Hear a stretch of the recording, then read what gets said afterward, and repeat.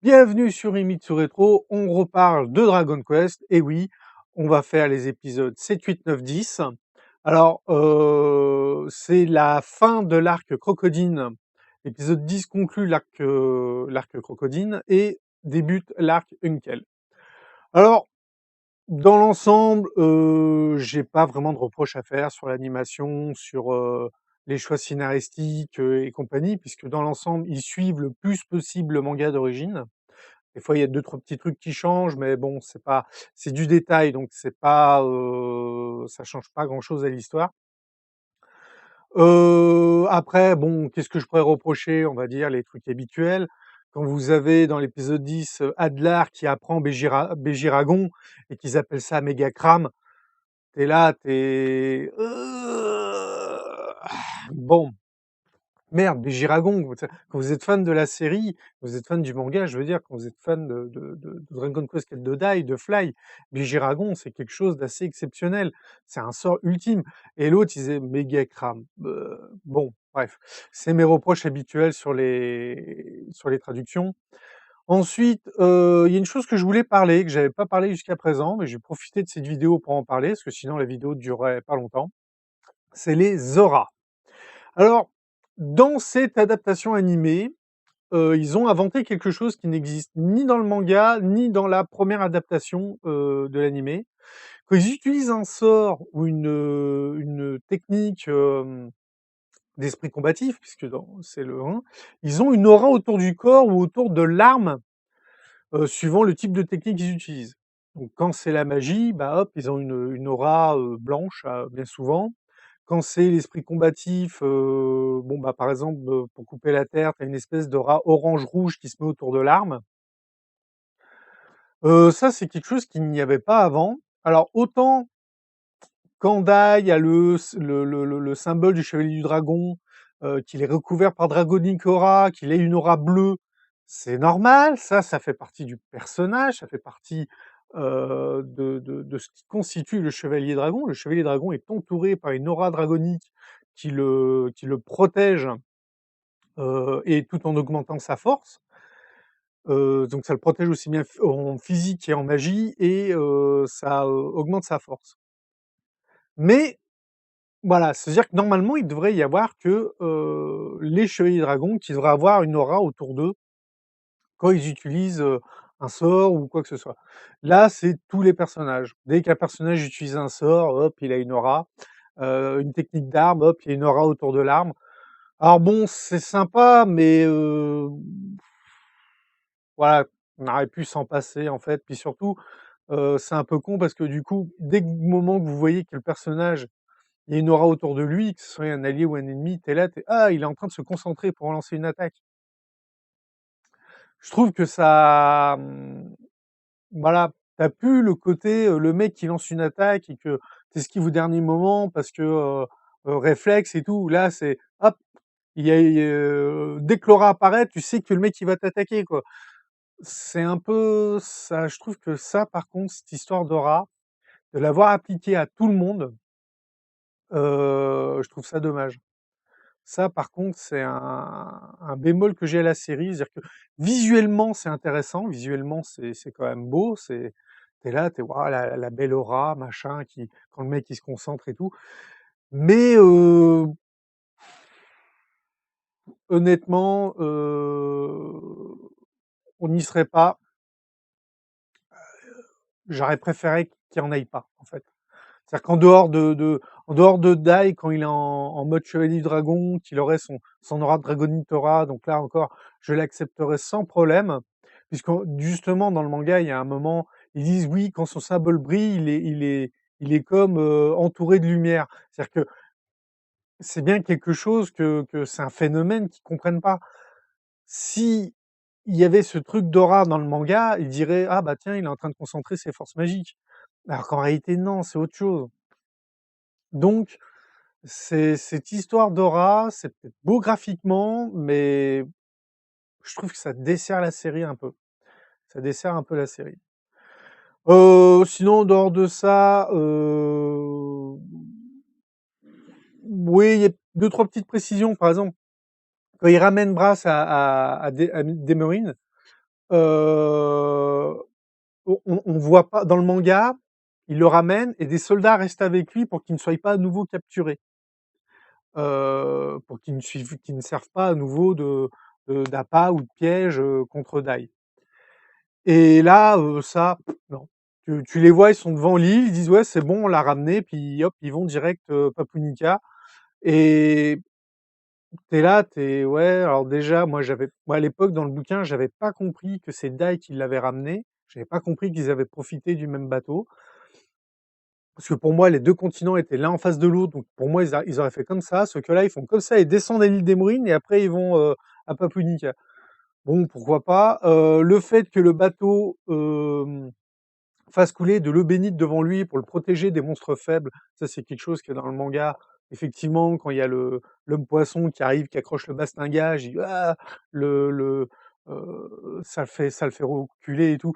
Donc là-dessus, ils ont respecté le manga. Le premier film, alors si je dis pas de bêtises, le premier film justement, de Dragon Quest Quête de Dai, à l'époque de l'ancien animé, c'était justement, quand il part de Romos pour aller à Papounica parce que justement, ils se font attaquer.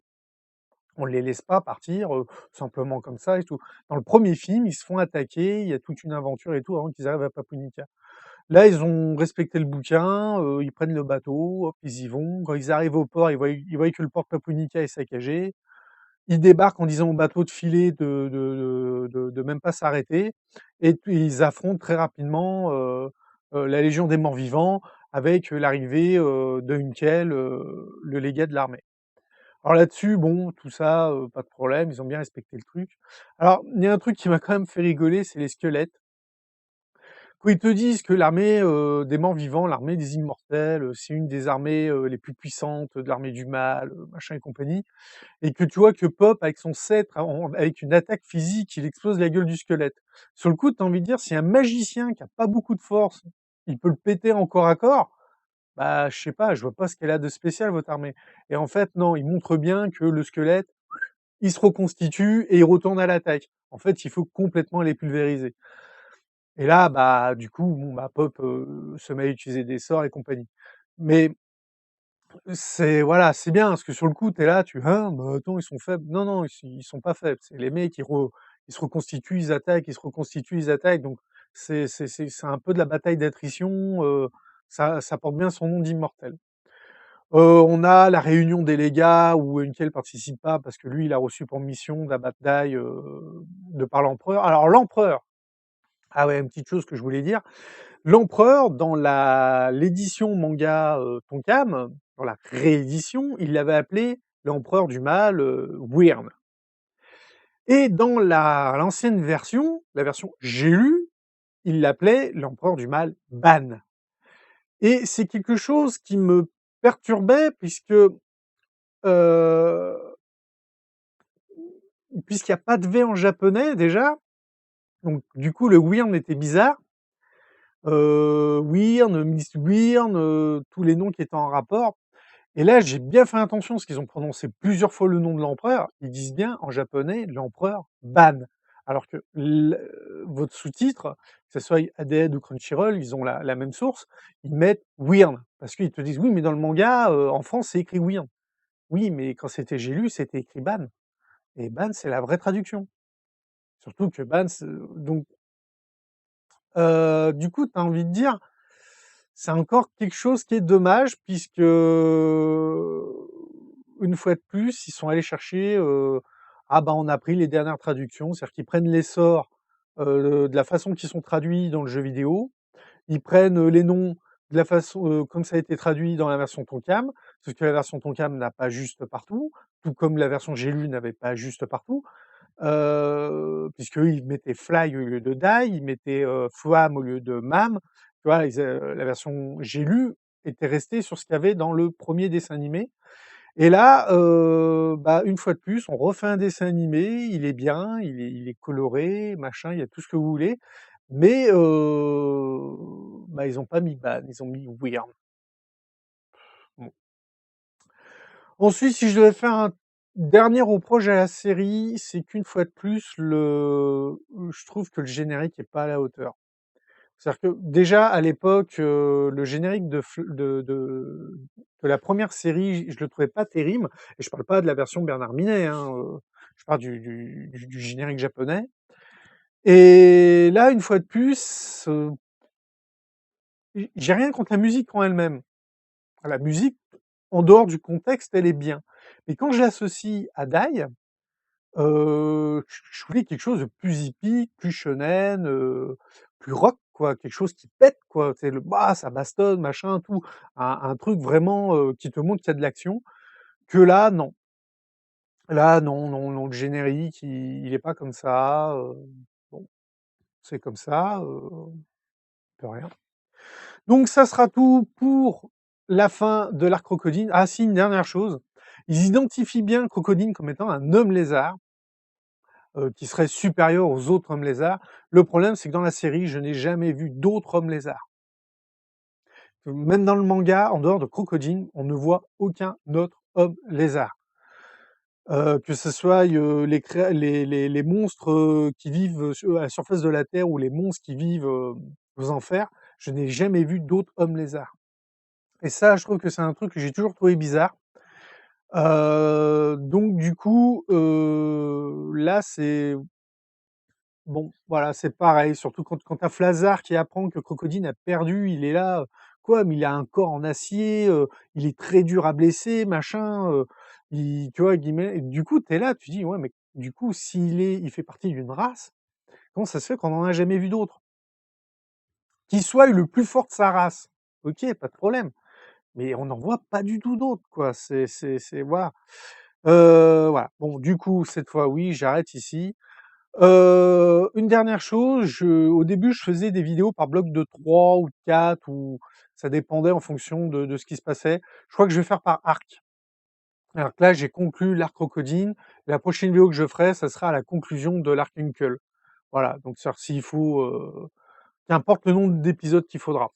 Parce que au final, la série, je la trouve bien. Il y a deux trois trucs qui m'énervent parce qu'en tant que fan, j'aurais préféré autre chose. Mais j'ai pas vraiment de gros reproches à faire à la série et du coup, faire une vidéo pour chaque épisode, je trouve ça un peu inutile. Donc je vais plutôt faire une vidéo par arc. Voilà. C'est-à-dire que comme au début, les arcs, c'est, suivant où jusqu'où ils vont aller dans l'animé et j'espère qu'ils iront jusqu'au bout. Mais à la base, on voit chaque légat. À chaque fois qu'ils affrontent un des légats des 6 armées du mal, donc chacun peut bénéficier, de son propre arc. Donc je pense que je vais faire comme ça et après je verrai. Si les arcs durent longtemps, je ferai peut-être par rapport, je ferai autrement. Maintenant à vous de voir. Si ça vous va que je fasse qu'une vidéo par arc ou autre chose. Comme vous voyez, j'ai pas vraiment grand-chose à dire sur la série. Donc je vous dis à bientôt. N'oubliez pas, abonnez-vous, la cloche, et on se dit à une prochaine vidéo. Bye.